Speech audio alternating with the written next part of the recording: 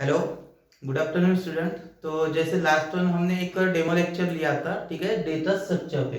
ठीक है, जिसमें हमने देखा था कि डेटा स्ट्रक्चर होता क्या है और ये सब्जेक्ट का जो वैल्यूएशन है वो वैल्यूएशन हमारा जो कोर्स है उस सिलेबस के अकॉर्डिंग किस तरह से दिया है। ठीक है, सो ये सब चीज़ें देखी थी हमने। और इसमें सबसे पहली जो चीज़ थी कि हम इसको क्यों पढ़ रहे हैं।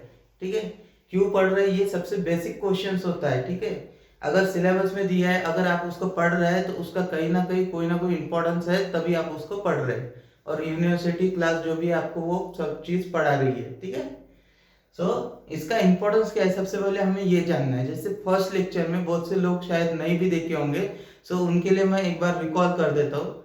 सो देखो, जिस तरह से हम बाकी सब्जेक्ट्स पढ़ रहे थे, ठीक है, बचपन से लेके अभी तक हमने मैथ्स पढ़ा, बचपन से लेके अभी तक हमने साइंस पढ़ा। ठीक है, देन उसके बाद में रिगार्डिंग सब्जेक्ट जैसे लैंग्वेजेस है, इंग्लिश पढ़ा, ये सब पढ़ा। लेकिन जब हम यहाँ पे आगे आते हैं 10th के बाद में बोले या 12th के बाद में, उसके बाद में जो चीज सामने होके आती है वो सबसे पहले हमें क्या दिखती है, कंप्यूटर है। ठीक है, बहुत सी बार तुमने देखा होगा कि मैक्सिमम डिपार्टमेंट अभी कंप्यूटर के बेसिस पे ही काम कर रहे हैं। ठीक है, सो कंप्यूटर में लगने वाली सारी चीजें हमें पता होनी चाहिए। उसी का सबसे इंपॉर्टेंट एक टॉपिक है, वो होता है हमारा डेटा स्ट्रक्चर। ठीक है, कंप्यूटर जब हम लेते हैं तो हमको एक चीज पता होती है कि कंप्यूटर पे दो चीजें इंपॉर्टेंट होती है, एक होती है रैम, एक होती है रोम। ठीक है, रैम जो होती है वो प्रोसेस करती है डेटा को। ठीक है, यहाँ पे भी आ गया डेटा। और जो रोम होता है वो स्टोर किसको करता है, डेटा को। अगेन डेटा मतलब कहीं पे भी आप चल जाओ, कंप्यूटर से रिलेटेड बोलो या ऑफलाइन भी बोलो, सो वहां पे डेटा इतना इंपॉर्टेंट टॉपिक है कि इसको हम कहीं पे भी मिस आउट नहीं कर सकते। ठीक है, सो एक्चुअली अभी डेटा होता क्या है। ठीक है, प्रीवियस टॉपिक को एक बार रिपीट कर देते हैं कि एक्चुअल में डेटा क्या चीज होती है। ठीक है, अभी मैंने लास्ट वन एक एग्जांपल लिया था। ठीक है, जो लोगों ने वीडियो देखा होगा उनको पता होगा, ये एग्जांपल लिया था मैंने, टीसीसी 125 एबीसी 100। ठीक है, इस तरह से मैंने एग्जांपल लिया था, इसको परसेंट में बोल दो। ठीक है, अब देखो ये एग्जांपल में क्या था, मैंने कुछ वर्डिंग्स यहाँ पे लिखे, टीसीसी है, 125 है, एबीसी है, 100 है। बट ये जो मैंने यहाँ पे लिखा है इसका एक्चुअल में कोई मीनिंग नहीं दिख रहा है हमें। ठीक है, अगर ये आपको किसी को रीड करने दे देंगे वो तो इजीली पढ़ लेगा, क्योंकि उसने लैंग्वेजेस पढ़ी है। ठीक है, उसने एबीसीडी पढ़ी है, उसने 1 2 3 4 मैथमेटिक्स में पढ़ा है। ठीक है, सो वो इजीली पढ़ लेगा। बट जब तक ये इंफॉर्मेशन की मीनिंग उसको पता नहीं होंगी तब तक ये इंफॉर्मेशन किसी काम की नहीं होगी। सो देखो, मीनिंगफुल इंफॉर्मेशन जो होती है उसको हम डेटा बोलते हैं। ठीक है, अब मीनिंगफुल इंफॉर्मेशन कैसी बनेगी, अभी टीसीसी 125 एबीसी 100 कोई मीनिंग नहीं निकल रहा, कुछ तो नंबर है, कुछ तो लिखा हुआ है। लेकिन अब मैं बोल रहा हूँ टीसीसी में 125 बच्चे ऐसे हैं, ठीक है, जिनके नाम एबीसी है। ठीक है, उनका रिजल्ट 100% आया है। अब देखो जो इंफॉर्मेशन का मीनिंग निकल रहा है। ठीक है, फर्स्ट ऑफ ऑल हमने क्या बोला है, डेटा किसे कहेंगे, डेटा उसे कहेंगे जिसकी कुछ मीनिंगफुल इंफॉर्मेशन होती है। ठीक है, अब देखो यहाँ पे टीसीसी 125 एबीसी 100%, अब इसका निकल रहा है मीनिंग। सो इस चीज को कहीं जाके हम अगर स्टोर करते हैं, ठीक है, सो वो स्टोर करने के लिए क्या बना होता है, एक स्ट्रक्चर बना होता है। ठीक है, अब जैसे हम बोलते कि ये एक कंप्यूटर में हमने स्टोर कर दिया, यहाँ पे हमने फाइल बनाई टीसीसी। ठीक है, टीसीसी फाइल स्लैश, उसके बाद में फोल्डर एफ, फोल्डर एफ में जाके एक बार यहाँ पे आएगा टीसीसी रिकॉर्ड। ठीक है, सो ये एक स्ट्रक्चर बना है, जिस स्ट्रक्चर के अकॉर्डिंग इस डेटा को यहाँ पे हमने पुटअप किया है। ठीक है, अब जब कभी फ्यूचर में हमें बोला गया है कि यहाँ पे मान लो बात कर लेते 2021 की बैच है। ठीक है, 2021 की बैच जिसका रिजल्ट 100% आया था। ठीक है, उनका डेटा मुझे प्रोसेस करना है। ठीक है, उसमें मुझे सॉर्टिंग करना है कि उसमें ए बच्चे कितने थे, ए नाम के, बी नाम के और सी नाम के। अब हमारे पास में एक फाइल बन चुकी थी, फाइल हमने स्टोर की। ठीक है, अब यहाँ पे देखो, अगर हमने एक ही जगह सारा डेटा रख दिया तो उसे सर्च करना हमें मुश्किल चल जाएगा, इसलिए हमने उसके लिए बनाया है स्ट्रक्चर। ठीक है। इन दोनों चीजों को मिला के हमारा बनता है डेटा स्ट्रक्चर, ठीक है। सो नेक्स्ट हमने इसके बाद में देखा था कि अगर हमें कोई पूछता है कि डेटा और स्ट्रक्चर इनकी डेफिनेशन लिखेंगे तो क्या लिखेंगे, किस तरह से इसकी डेफिनेशन लिखेंगे। सो डेफिनेशन हमने बोला था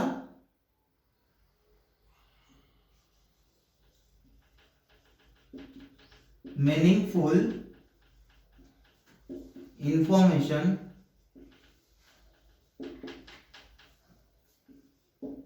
इज कॉल्ड डेटा, ठीक है। या फिर अनदर वर्ड में इसको हम बोलेंगे set of information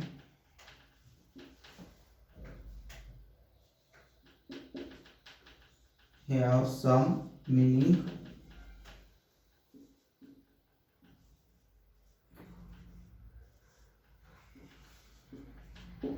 it's called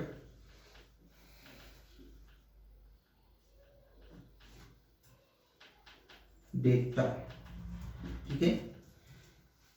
sets of information या फिर सेट्स ऑफ मीनिंगफुल इंफॉर्मेशन, उसको हम कहेंगे डेटा, ठीक है। देन उसके बाद में अब बारी आती है यहाँ पे स्ट्रक्चर, ठीक है। स्ट्रक्चर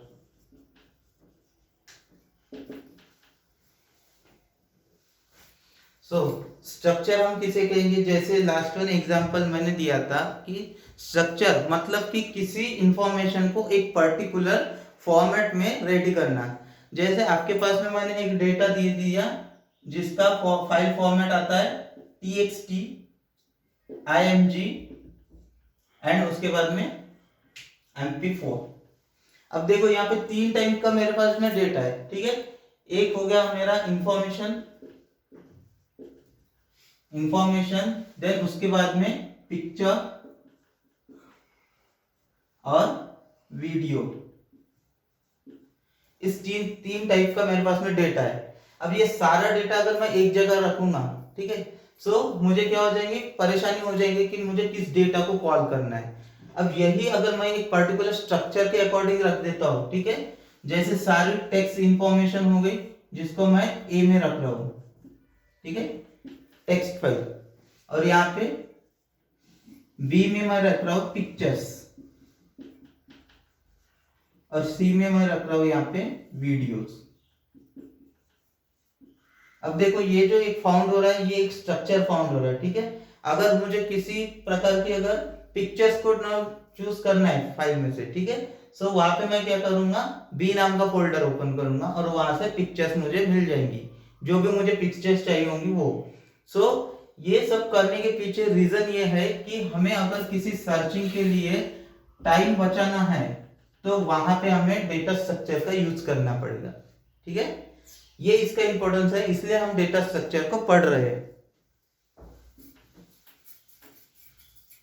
अब डेटा स्ट्रक्चर को लेके हमने कुछ एल्गोरिदम्स देखे थे, ठीक है। जैसे लास्ट वन हमने कुछ एल्गोरिदम्स देखे थे। सबसे पहले तो एल्गोरिदम होता क्या है,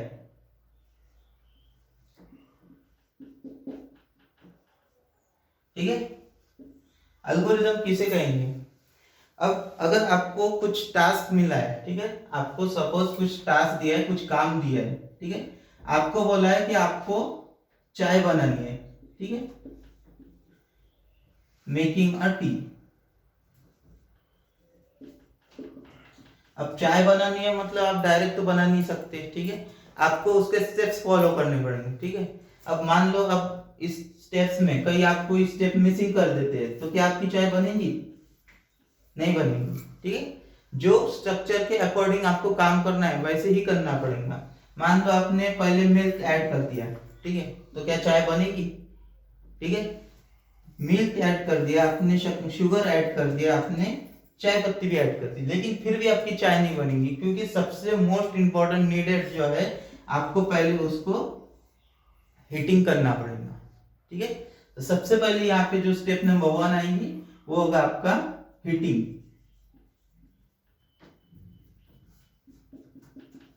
हीटिंग प्रोसेस, ठीक है। हेटिंग प्रोसेस के बाद में सेकेंड वन प्रोसेस क्या आएगा, वाटर एंड देन मिल्क, ठीक है। थर्ड प्रोसेस में आएंगे यहाँ पे शुगर एंड देन चाय पत्ती, ठीक है। देन उसके बाद में अगेन बर्निंग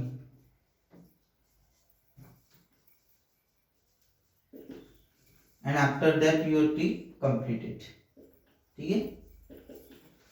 सो यहाँ पे मैंने क्या किया है, यहाँ पे एक मैंने स्ट्रक्चर फॉलो किया है, एक स्ट्रक्चर ऐसा जहां से मुझे इस डेटा को एक्सेस करना पड़ा, ठीक है। इस डेटा को एक्सेस करके फिर मैंने अपना एक टास्क कंप्लीट किया, ठीक है। Using a data performing a task that is called as algorithm, ठीक है।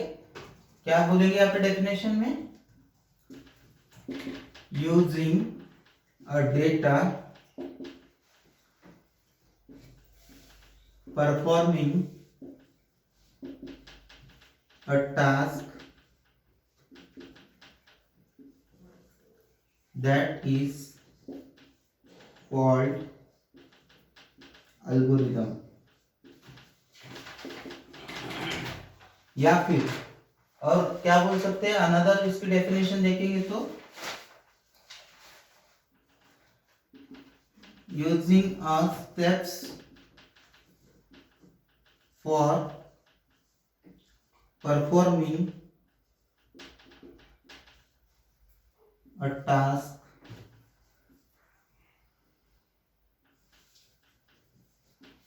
that is called algorithm, okay. देखो यहां तक आप सभी को क्लियर हो गया कि अल्गोरिदम क्या होता है, डेटा क्या होता है, स्ट्रक्चर क्या होता है। इन तीन फैक्टर के बेसिस पे हमारा कंप्लीट सब्जेक्ट आता है डेटा स्ट्रक्चर, ठीक है। आपको डेटा पता होना चाहिए, बेसिक नीड्स, देन उसके बाद में स्ट्रक्चर कैसे फाउंड हो रहा है, second need, and third one is the algorithm, ठीक है। इन तीन चीजों के भरोसे हम पूरा सब्जेक्ट जो है यहाँ पे कवर अप कर सकते हैं, ठीक है। ये तीन चीजें आपको बेसिकली समझना बहुत ज्यादा जरूरी है। अब देन उसके बाद में जो नेक्स्ट आता है वो आता है हमारे एल्गोरिदम्स के टाइप्स। एल्गोरिदम के जो टाइप्स आते हैं उसमें कुछ बेसिक्स एल्गोरिदम के टाइप आते हैं जिसको हम यहाँ पे वन बाय वन देखेंगे। सबसे पहला आता है इंसर्शन, नेक्स्ट वन आता है यहाँ पे डिलीशन, नेक्स्ट वन आता है यहाँ पे सर्चिंग, एंड लास्ट वन आता है यहाँ पे एक सॉर्टिंग। अब इनके अलावा भी हमारे पास में बहुत सारे एल्गोरिथम्स आते हैं, लेकिन जो बेसिक्स ऑपरेशंस होते हैं जो हम यहाँ पे करते हैं वो होते हैं हमारे इंसर्शन, डिलीशन, सर्चिंग, सॉर्टिंग, ठीक है। अब ये किस तरह से करते हैं, ये परफॉर्म करने के लिए कुछ वेज हमारे पास में होते हैं, जो अभी जो हम बताने वाले आगे उसमें होता है एक बाइनरी सर्चिंग, बाइनरी सर्च, ठीक है। अब मैं यहाँ पे सर्च की बात कर रहा हूं, ठीक है, लेकिन इसके साथ में इंसर्शन, डिलीशन और सॉर्टिंग ये भी बाइनरी का ही पार्ट आता है, ठीक है। बाइनरी में ये सारे ऑपरेशन हम परफॉर्म कर सकते हैं, ठीक है। बाइनरी आता है, देन उसके बाद में आता है हमारा एरे, ठीक है, सर्च। मैं यहाँ पे सर्च को लेके बोल रहा हूं, लेकिन कर हम ऑपरेशन सभी सकते हैं, ठीक है। देन उसके बाद में स्टैक, ठीक है, बाइनरी, एरे, स्टैक, लीनियर, ठीक है।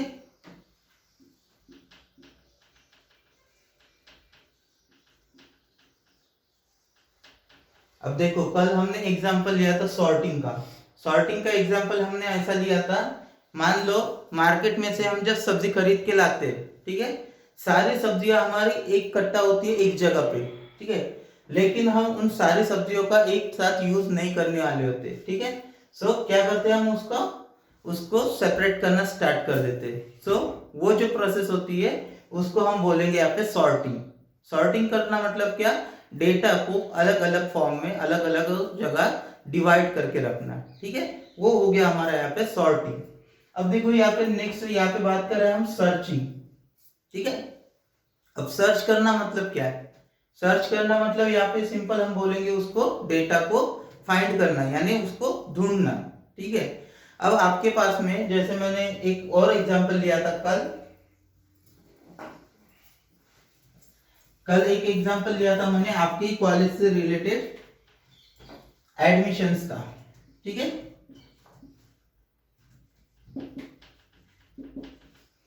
एडमिशंस जहां पे मैं बोल रहा था फर्स्ट ईयर कितनी थी 80 एडमिशंस, ठीक है। Second year 75 admission and third year 60 admissions, okay. अब देखो यहाँ पे एडमिशंस बोले, ठीक है। अब मैं यहाँ पे अगर बात करूंगा एडमिशंस की बात लेके यहाँ पे सपोज आईटी फील्ड की, IT field first year second year and third year, इस तीनों फॉर्मेट में एडमिशंस हुए, ठीक है। कब की 2021 की एडमिशंस, ठीक है। एडमिशंस यहाँ पे हुई है, फर्स्ट ईयर में 80 है, सेकेंड ईयर में 75 है और थर्ड ईयर में 60 है, ठीक है। इस तरह से एडमिशंस हुई है। अब क्या हुआ है, क्वेश्चन मुझे ये दिया है, find the record of SC candidate admission eight IT field इन 2021, ठीक है। फिर से मैं क्वेश्चन लिख देता हूं, ये थोड़ा गड़बड़ हो गया यहाँ पे।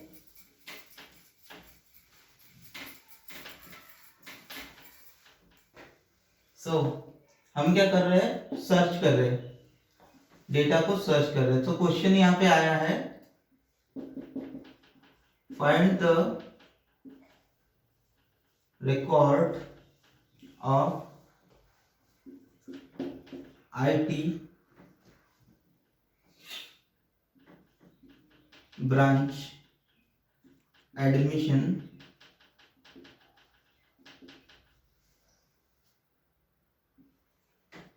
in 2020 category SC।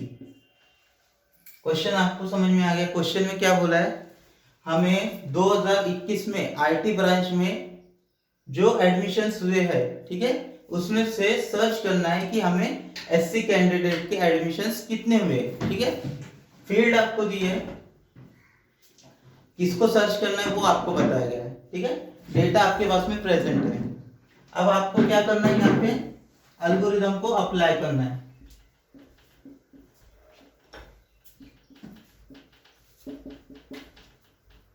ठीक है। अभी देखो आपके पास में अगर ये क्वेश्चन आया है तो इस टाइम पे आपको देखना ही है कि आप कौन सा एल्गोरिदम यहाँ पे यूज कर सकते हैं। बेसिक जो हमारे एल्गोरिदम्स थे, ठीक है, बेसिक एल्गोरिदम्स है हमारे इंसर्शन,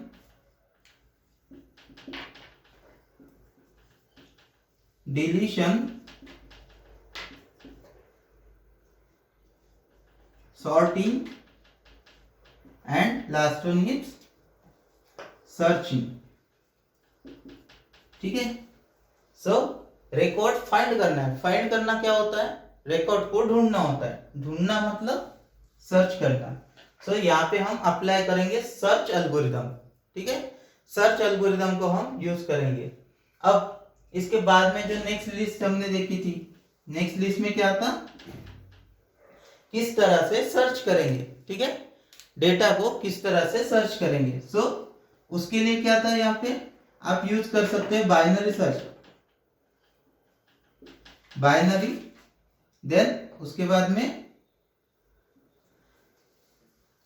एरे, देन उसके बाद में stack and one is linear.